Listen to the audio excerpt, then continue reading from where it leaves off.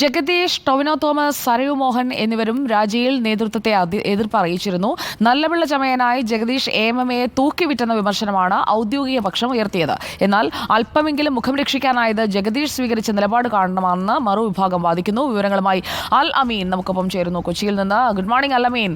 എംഎംഎയിൽ കൂട്ടരാജിക്ക് ശേഷവും അവിടെ പുക ഒടുങ്ങുന്നില്ല എന്ന് വേണം മനസ്സിലാക്കാനല്ലേ? ആ ഒരു മറുഭാഗത്തിന്റെ പുക കണ്ടേ അടങ്ങൂ എന്ന മട്ടിൽ അങ്ങനെ ചേരി തിരിഞ്ഞുള്ള ഒരു പോരാട്ടത്തിലേക്ക് മാറുകയാണോ ഇപ്പോൾ? തെരഞ്ഞെടുപ്പിലേക്ക് കടക്കുന്നതിന് മുൻപ് തന്നെ അത് ഉണ്ടാവുകയാണോ?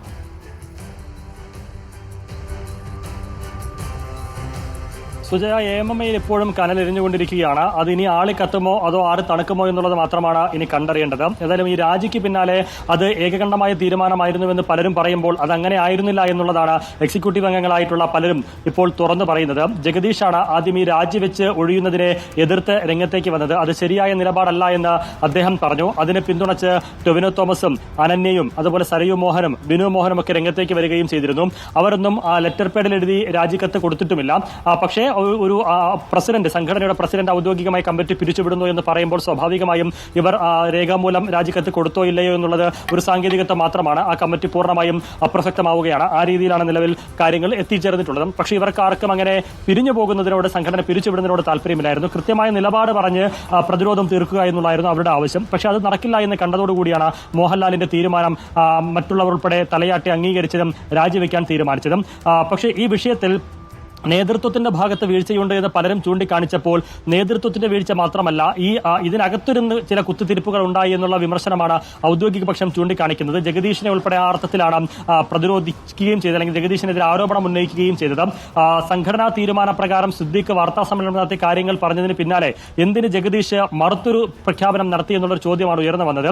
പക്ഷേ അവിടെയും അംഗങ്ങൾ പറഞ്ഞത് സിദ്ദീഖ് നടത്തിയ വാർത്താ സമ്മേളനം കൂടിയാലോചനയോടുകൂടി ആയിരുന്നില്ല, ഏകപക്ഷീയമായി ചർച്ചകളില്ലാതെ നടത്തിയൊരു വാർത്താ സമ്മേളനമാണ്. അതാണ് പ്രശ്നങ്ങൾ സങ്കീർണമാക്കിയത്. ആ സങ്കീർണതകൾ അത് പല വിധത്തിൽ തിരിഞ്ഞുകുത്തുമെന്നുള്ളത് കൊണ്ടാണ് ഒരു ക്ലാരിഫിക്കേഷന് വേണ്ടി ജഗദീഷ് മാധ്യമങ്ങളുടെ കാര്യങ്ങൾ വിശദീകരിച്ചതെന്നായിരുന്നു. പക്ഷേ സ്വാർത്ഥ താല്പര്യത്തിന് വേണ്ടി ജഗദീഷ് സംഘടനയെ തൂക്കിവിൽക്കുന്ന സമീപനമാണ് സ്വീകരിച്ചതെന്നുള്ളതായിരുന്നു ഒരു വിമർശനം. അതിനെ പ്രതിരോധിക്കാനും ആളുണ്ടായി. ജഗദീഷിനെ അങ്ങനെ തല്ലിയിട്ട് പോകേണ്ട കാര്യമില്ല. ജഗദീഷ് സ്വീകരിച്ച നിലപാടാണ് സംഘടനയ്ക്ക് അല്പമെങ്കിലും മുഖം രക്ഷിക്കാൻ സഹായകമായതെന്നൊരു നിലപാട് ഒരു വിഭാഗം ഉയർത്തുകയും ചെയ്തു. ഇന്നിപ്പോൾ എക്സിക്യൂട്ടീവ് അംഗങ്ങളായ പലരും സുജയ തുറന്ന് പറയുന്നുണ്ട്, അവർ ഈ രാജിയോട് യോജിപ്പില്ലായിരുന്നുവെന്നും വിട്ടുനിന്നുവെന്നും തുടർന്ന് പോകണമെന്നൊക്കെയായിരുന്നു അഭിപ്രായമെന്നും. അപ്പോഴും അവർ പറയുന്നത് അത് ഭിന്നസ്വരത്തിന്റെ ഭാഗമായിരുന്നില്ല, അല്ലെങ്കിൽ സംഘടനയ്ക്കുള്ളിലെ ഭിന്നതയുടെ ഭാഗമായിട്ടല്ല അത്തരമൊരു നിലപാട് സ്വീകരിച്ചത്. തങ്ങളെ വിജയിപ്പിച്ചു വിട്ട ആളുകളുണ്ട്, സംഘടനയ്ക്ക് പലതും ചെയ്യാനുണ്ട്. നേരത്തെ വിനുമോഹനും അനന്യയും ഒക്കെ സൂചിപ്പിച്ചതുപോലെ സംഘടനയുടെ ഓണക്കൈ നീട്ടവും അതുപോലെ തന്നെ പെൻഷനുമൊക്കെ വാങ്ങിപ്പോകുന്ന, ചികിത്സാ സഹായമൊക്കെ വാങ്ങിപ്പോകുന്ന നിരവധി ആളുകൾ ഈ സംഘടനയെ ആശ്രയിച്ച് നിൽക്കുന്നുണ്ട്. അവരുടെ ഒരു പ്രതിബദ്ധതയുണ്ട്. അതാണ് പറഞ്ഞത്. അതിനപ്പുറത്തേക്ക് ഒരു പിളർപ്പും സംഘടനയിലില്ല, ഒരു ഭിന്നിപ്പും ഈ സംഘടനയിലില്ല, ഒരു തരത്തിലുള്ള ചേരിതിരിവുമില്ല.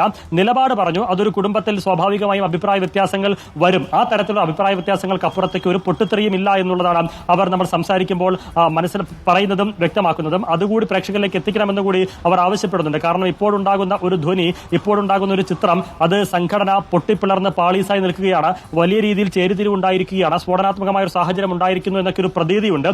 മാധ്യമങ്ങൾ അങ്ങനെ പ്രതീതി കൊടുക്കരുത്. അത്തരമൊരു സാഹചര്യവുമില്ല. ഒരു സഹോദരങ്ങൾ തമ്മിലാണെങ്കിലും അഭിപ്രായങ്ങൾ പറയും. അത്തരത്തിലൊരു അഭിപ്രായം, അത് യോജിപ്പും വിയോജിപ്പും അഭിപ്രായ വ്യത്യാസവും പറഞ്ഞു എന്നുള്ളതിനപ്പുറത്തേക്ക് ഒരു വിഭാഗീയതയും സംഘടനയ്ക്കുള്ളിൽ ഇല്ല എന്നുകൂടി ഇവർ പറയുകയും ചെയ്യുന്നുണ്ട്. പക്ഷേ ഏതായിരുന്നാലും 2 മാസത്തിനകത്ത് ഒരു തെരഞ്ഞെടുപ്പിലേക്ക് പോകും. ജനറൽ ബോഡി ഉൾപ്പെടെ തെരഞ്ഞെടുപ്പിലേക്ക് പോകുമ്പോഴുള്ള കാര്യങ്ങളാണ് അറിയേണ്ടത്. അല്ലമീൻ, ഇപ്പോൾ ജഗദീഷിനൊപ്പം നിൽക്കുക എന്ന ഒരു തീരുമാനം എടുത്തു തന്നെ ഒരു വിഭാഗം നിൽക്കുന്നുണ്ട്. ജഗദീഷാണ് കൃത്യമായി ക്ലാരിറ്റിയുള്ള ഒരു നിലപാട് ഇക്കാര്യത്തിൽ പറഞ്ഞതും.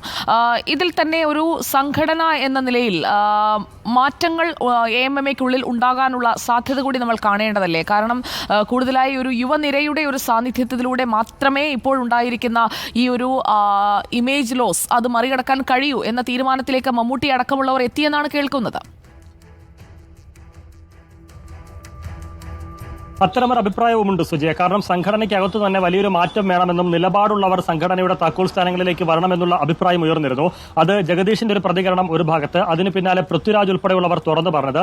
പൃഥ്വിരാജും ടൊവിനോ തോമസും ഉൾപ്പെടെ ആസിഫ് അലിയും ഉൾപ്പെടെയുള്ളവരുടെ നിലപാട് ഇന്നോ ഇന്നലെയോ വന്നതല്ല. അത് നടിയെ ആക്രമിച്ചതിന് പിന്നാലെ തന്നെ ശക്തമായിട്ടുള്ള നിലപാടാണ് ആ യുവനിര പലപ്പോഴായി സ്വീകരിച്ചിരുന്നത്. സംഘടനയെ തിരുത്തുന്ന തരത്തിലുള്ള നിലപാടുകൾ പോലും, തിരുത്തിയില്ലയോ എന്നുള്ളത് വേറൊരു ചോദ്യം, പക്ഷേ തിരുത്തലിലേക്ക് വിരൽ ചൂണ്ടുന്ന നിലപാടുകൾ പോലും പലപ്പോഴും സ്വീകരിച്ചത് ഈ യുവനിരയാണ്. അതിന് വലിയ കൈ കയ്യടി ലഭിക്കുകയും ചെയ്തിരുന്നു. അതുകൊണ്ട് അത്തരത്തിലുള്ള ആളുകൾ സംഘടനയുടെ തലപ്പത്തേക്ക് വരുന്നതാണ് ഗുണം ചെയ്യുക എന്നൊരു ഒരു അഭിപ്രായം ശക്തമായി തന്നെ ഉയരുന്നുണ്ട്.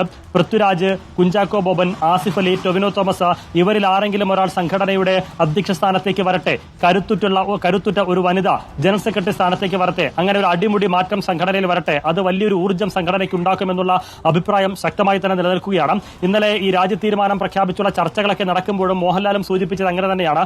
യുവനിരയിലുള്ള നമുക്കതൊരു ബിഗ് ബ്രേക്കിംഗ് ആയി തന്നെ നൽകാം. അല്ലമീൻ, വളരെ പ്രധാനപ്പെട്ട വാർത്തയാണ് അല്ലമീൻ ഇപ്പോൾ പങ്കുവെച്ചുകൊണ്ടിരിക്കുന്നത്.